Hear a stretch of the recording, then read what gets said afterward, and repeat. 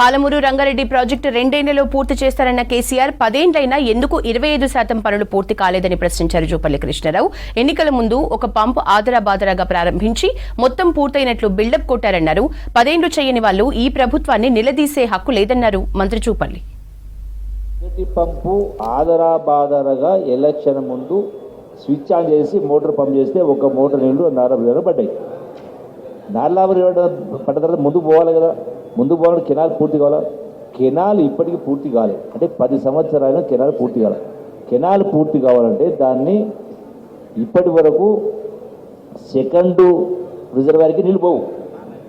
రెండవది నీళ్ళు పోయి పొలాలు పారాలంటే దాన్ని మెయిన్ కెనాల్స్ చేయాలి, డిస్ట్రిబ్యూటర్ చేయాలి, మైనర్ చేయాలి, సబ్ వీటి ఏది శాంక్షన్ లేదు.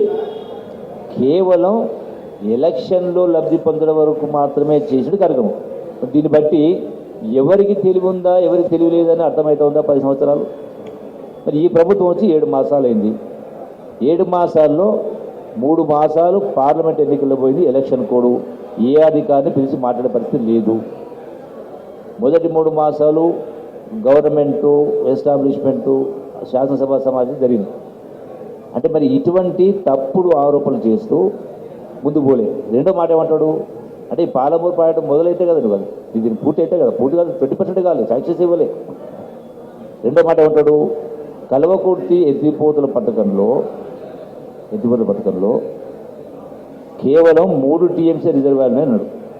ఏది అంటే సమైక్య పాలనలో వాస్తవమే, సమైక్య పాలనలో 3 టీఎంసీ ఉండింది.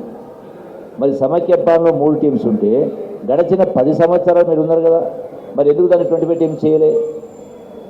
అంటే 10 సంవత్సరాలు మీరు చేయని వాళ్ళు ఈరోజు ఎట్లా ఈ ప్రభుత్వాన్ని